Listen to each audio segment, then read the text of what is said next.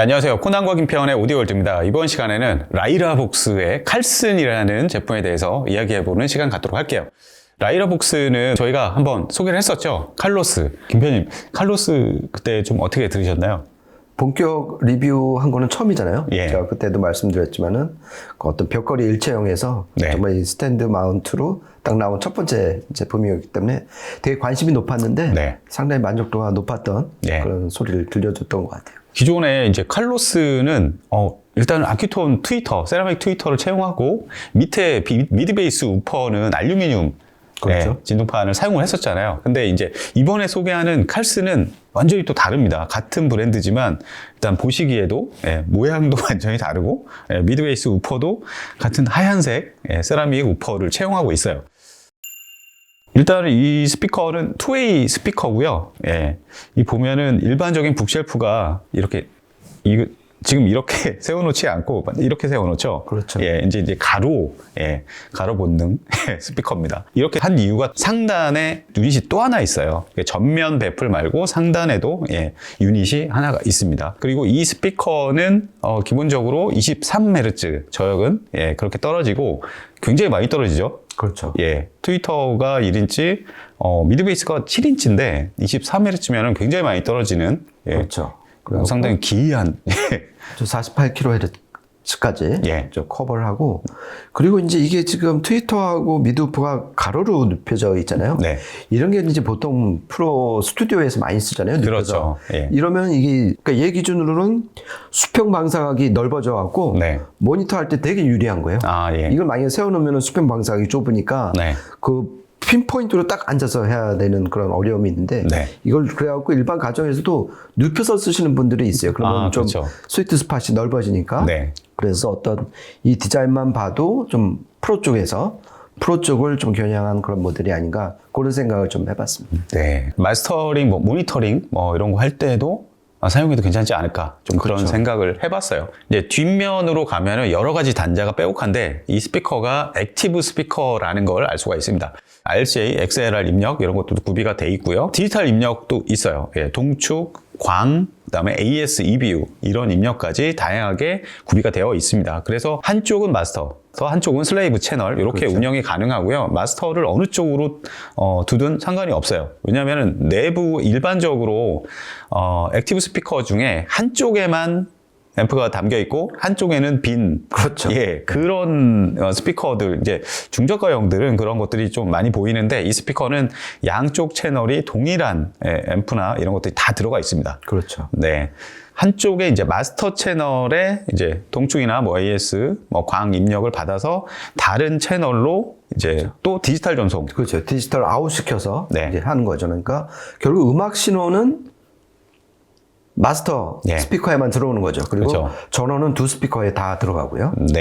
그리고 전면에 보면은 지난번에 이제 칼로스에서 약간 아쉬웠던 게 이 볼륨 수치나 이런 것들이 어디에도 표현이 안 돼가지고 이 볼륨이 몇 정도에 세팅되어 있는지 약간 몰랐었는데, 얘는 보면은 화면상으로는 여기에서는 지금 꺼져 있기 때문에 안 보이는데 여기에 디스플레이 창이 조그만 게 있어서요. 여기에서 입력 선택 어떤 게 돼 있는지, 그리고 볼륨이 지금 어느 정도인지 시시각각 보여줍니다. 그러니까 리모컨을 누를 때마다 그 볼륨을 확인을 할 수가 있어요. 그게 어떻게 보면 되게 심플한 장치인데 정말 쓰기에는 되게 편리한 것 같아요. 그리고 자기가 볼륨이 얼마인지 그걸 알 수가 있으니까 상당히 유용하더라고요. 그렇죠. 다음으로 드라이브 유닛으로 들어가면은 아큐톤 세라믹. 김평님도 많이 경험이 있으시죠? 그렇죠. 개인적으로 또 좋아하는 스피커 중에 아큐톤 쓰는 유닛이 상당히 많고, 그리고 이 라이라복스 이 라인업만 봐도 위에 이제 칼2 그다음에 카를로타2 그다음에 칼리나 그다음에 우리가 했던 칼로스 있잖아요. 근데 얘네는 다 스캔스픽에 알루미늄 우퍼를 하나씩 막 꼈는데 얘만 유일하게 이 아큐톤 유닛만으로 구성을 했어요. 그리고 물론 이제 위에 전 모델이 다 이제 앰비언트 트위터로 AMT 트위터를 단 거는 맞는데 아큐톤 유닛만으로 전체 유닛을 구성한 건 이 모델이 처음이거든요. 그래서 그런 면에서 어떤 음색적인 통일성이라든지 완성도는 어떻게 보면은 이 컴팩트한 사이즈의 얘가 가장 유리하지 않을까 그런 생각을 좀 많이 해봤습니다. 네. 좋습니다. 이거 아큐톤 뭐 경험 있으신 분들은 아큐톤 소리에 대해서 막 광적으로 정말 예, 탐직하시는 분들도 계세요. 예, 그런 부분에서 어느 정도 아마 음질적인 부분은 조금 예상 가능하시지 않을까. 예, 이따가 이제 청음 시간에 본격적으로 좀 알아보기로 하고요. 그리고 이 상단에 유닛이 하나 또 붙어 있습니다. 이게 무슨 트위터인가? 왜 머리 위에다가 이런 트위터를 탑재를 해놨을까? 이 스피커의 주파수 재생 대역이 고역이 43kHz, 42kHz 뭐 이렇게 올라가잖아요. 근데 그게 가능한 게 이 트위터 덕분이기도 하죠. 예, 물론 앞쪽에 있는 1인치 트위터도 상당히 고역 많이 올라가긴 하지만 이거는 AMT 트위터라고 합니다. AMT. 그렇죠. 김편님, 이게 AMT 트위터 이 역할이 뭘까요? 그러니까 보통 이제 뭐 리본 트위터하고 헷갈려 하시잖아요. 아, 네. 그러니까 같은 이제 평판이긴 마찬가지인데 그리고 예. 고음을 좀 더 상한을 끌어올릴 수 있는 유닛이긴 맞는데 리본은 그냥 이렇게 움직이는 거고요. 예. 얘는 그 주름이 접혀져 있어갖고 예. 그러니까 아코디언 생각하시면 돼요. 몇 번 말씀드렸는데 네. 그래갖고 이제 옴을 하시면은 공기를 빨아들이고 얘가 입을 털듯이 늘리면은 소리가 네. 앞으로 나오고 그래서 이제 이게 이제 반복해서 이제 운동 에너지를 얻는 거잖아요. 그래서 전기 에너지를 운동 에너지로 바뀐다 그래갖고 에어 모션 트랜스포머. 트랜스포머잖아요. 그렇게 네. 변형을 시킨다 그래갖고 고역 상한을 끌어올릴 때 아니면 예. 얘처럼 앰비언스를 좀 늘리고 싶을 때 이런 식의 장착을 하는데 얘 같은 경우는 지금 5kHz 이상을 네. 커버를 하고 있어요. 그래갖고 사실상 5kHz 이상이면은 뭐 나이가 들수록 한 13kHz 이상은 잘 못 듣잖아요. 네. 하지만은 그거는 이제 기음의 문제고 그렇죠. 배음은 한 70, 80kHz까지 어떤 악기의 음색을 결정을 하기 때문에 얘가 지금 이렇게 40kHz 후반대까지 담당을 한다 그러면은 그만큼 오케스트라 고음 악기들을 정말 자연스럽고 사실적으로 네. 들을 수가 있는 보너스가 되는 거죠. 아, 네. 이게 또 하나, 이게 새하얀 인클로저의 비밀. 아, 그렇죠. 이 인클로저가 그냥 보기에는 그냥 단순해 보이는데 이 소재가 특이합니다. 이 설치하면서 제가 이제 위치도 막 바꿔보고 이제 촬영하려고 세팅하는데 굉장히 무거워요. 예, 김편님은 들다가 약간 넘어지실 뻔할 정도인데 이게 뭐냐면은 일반적인 뭐 MDF나 HDF 이런 게 아니라 윌슨 막 이런 데서 보면은 뭐 X 메테리얼, S 메테리얼 그렇죠. 얘기하잖아요. 이 친구들은 K 메터리얼이라고 해가지고 인조 석재입니다. 인클로저가. 이 석재가 진동 감쇄 효율이 굉장히 좋다고 그래요. 예. 그래서 독자적으로 만들어서 사용을 하고 있습니다. 예, 이거 한번 쳐볼까요? 아, 예. 진짜 예. 흔히 돌덩이 같다 그러는데 네. 진짜 돌이니까 예. 물론 이제 인조석이지만 네. 이렇게 보면 진동이나 공진 이런 문제에서는 상당히 좀 자유롭지 않을까 그런 네. 생각을 해봤습니다. 예. 잠시 옛날 그 광고가 생각나네요. 이 소리도 아닙니다. 아, 그렇죠. 네. 액티브 스피커니까 내부에 앰프가 있을 거 아니에요? 앰프랑 그 다음에 내부에 이제 뭐 DAC도 들어가 있고 여러 가지 이제 DSP 설계가 돼 있습니다. 소프트웨어가. 그래서 보면은 앰프 쪽은 하이펙스의 엔코어를 사용했습니다. 엔코어 4세대 모델을 탑재를 하고 있죠. 그리고 트위터랑 미드베이스 우퍼에 별도의 또 앰프들이 다 들어가요. 그렇죠. 예, 그래서 트위터 쪽은 100W, 그리고 미드베이스 쪽은 이제 400W, 400W. 예, 채널당 예, 그렇게 들어가고 있죠. 예, 그러니까 바이앰핑이죠. 그렇죠. 그러니까 트위터를 100W, 네. 그다음에 미드 우퍼를 400W. 그래갖고 얘가 500W, 얘가 또 500W가 되는 거죠. 그래갖고 네. 스테레오로 합치면 이제 1000W가 되는 건데 안에 그 앰프 모듈 기판이 공개된 사진이 있어요. 아, 네. 그래갖고 그걸 한번 유심히 봤더니 전형적인 엔코어 디자인이에요. 그러니까 엔코어 모듈을 딱 보면 가장 눈에 띄는 게 페라이트 그 자석을 코어로 한 코일이 스테레오 모델에는 항상 2개가 들어가 있어요. 네. 모노 모델에는 하나만 들어있고 근데 얘는 한 채널에 3개가 들어있어요. 아, 네. 그리고 거기서 짐작을 할 수 있는 게 하나는 트위터용으로 100W 가는 거고 나머지는 100W 갖고 200W 스테레오 모델이었는데 설명을 들어보니까 그 각 채널을 모노 브릿지로 연결을 해갖고 네. 400W로 완전 늘린 거예요. 아, 네. 그래서 원래는 200W였는데 그거를 모노 브릿지로 연결을 해갖고 네. 400W로 출력을 끌어올린 거죠. 그런 아, 면에서 얘네가 완전 커스텀을 한 거는 맞는 것 같아요. 아, 네. 그래갖고 얘가 그래서 보통보다 더 단단하고 댐핑이 좋은 게 이 예. 모노 브릿지에서 어떤 얻어진 이득이 아닐까 그런 생각을 해봤고요. 그리고 그 엔코어 모듈에 보통 판매를 할 때 같이 SMPS를 붙여서 파는데 네. 이것도 그 사진에서 좀 확인을 할 수가 있었어요. 그래갖고 어차피 기본적으로 엔코어 모듈은 클래스 D 증폭이잖아요. 그렇죠. 이걸 이제 받쳐주려면은 아무래도 고속 스위칭 하는 전원부가 있어야 되기 때문에 네. 반드시는 아니지만 보통 그래서 SMPS를 쓰잖아요. 그렇죠. 그래서 더군다나 증폭 모듈, 출력 모듈에 붙어 있으니까 효율성도 단거리에서 공급을 하니까 네. 그 효율도 좋고 그래갖고 여러모로 좀 신경을 쓴 커스텀 모듈을 쓴 거를 좀 확인할 수 있었습니다.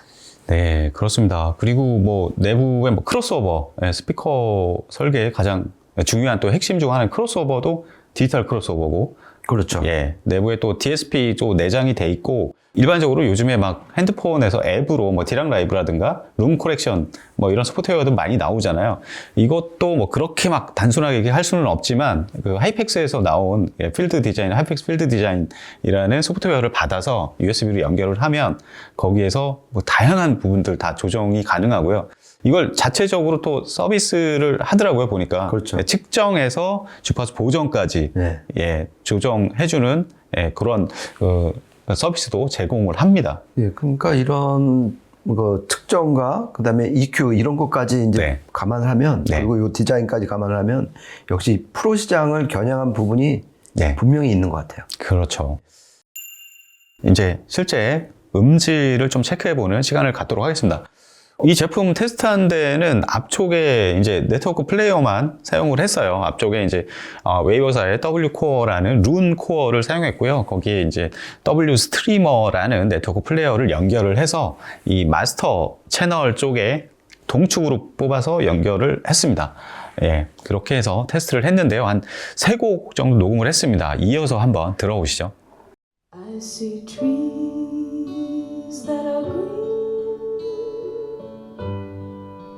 red roses too. I watch them bloom for me and you, and I think to myself, what a wonderful world.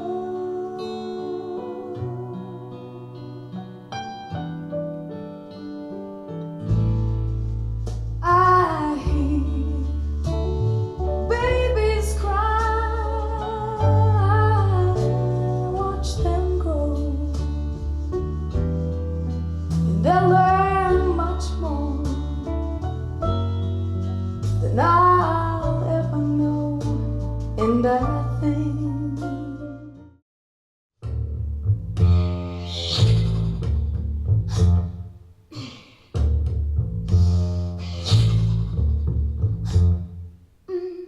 he come flat up, he come growing up slow. He got do idle, he went holy roll. He got head down to his knee.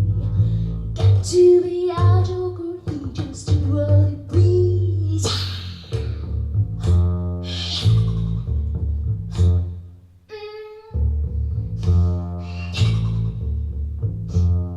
He wear those shoe shine, he got dog jumping dog, he got monkey finger, he shoot dog color. He say, I know you and you know me.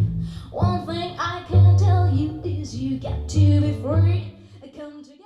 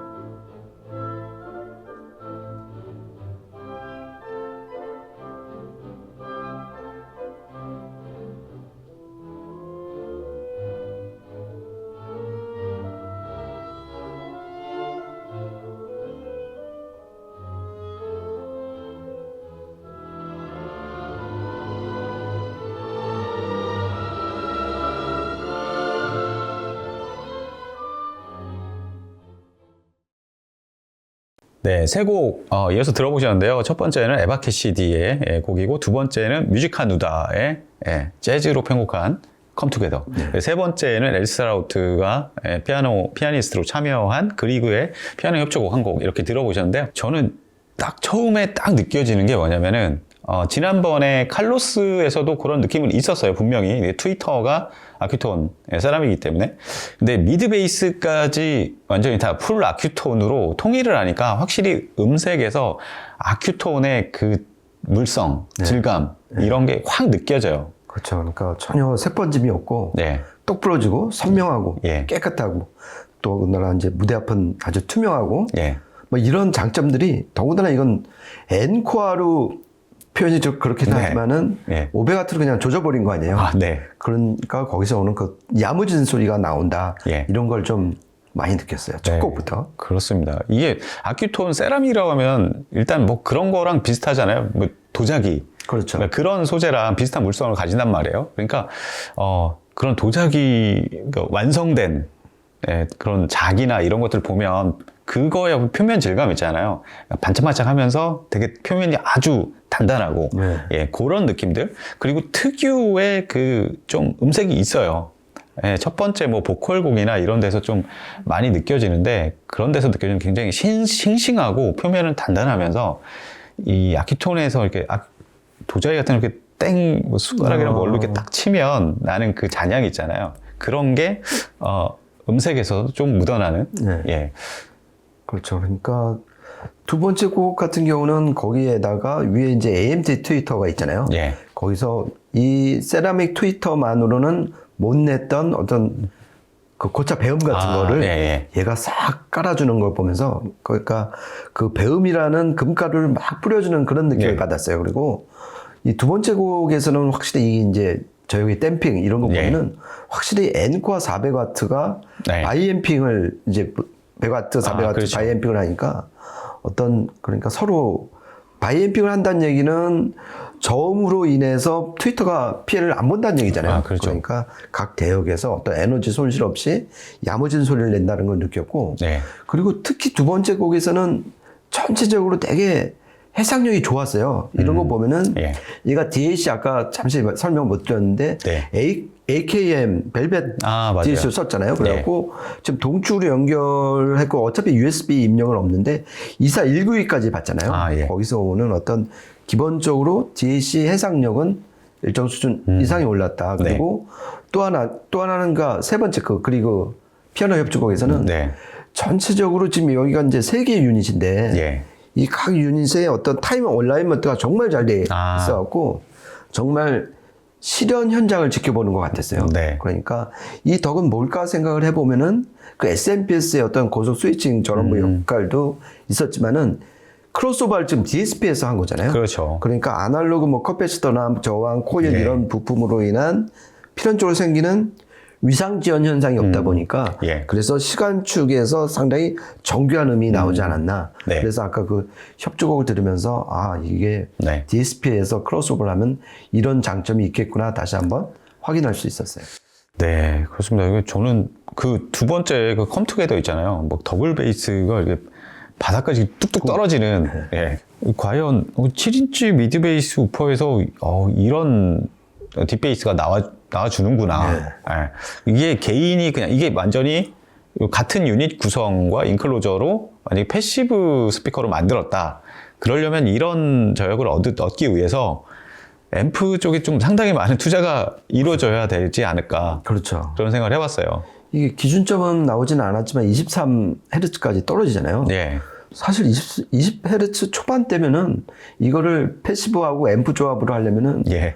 얘보다 한 두세 배는 비싸야지 네. 겨우 나올 수 있잖아요. 사실상. 그렇죠. 그런데 이거를 그냥 액티브 예. 스피커로 이걸 구현한다는 게 네. 라이라복스의 어떤 기술력 예. 뭐 이런 것 같아요. 그렇죠.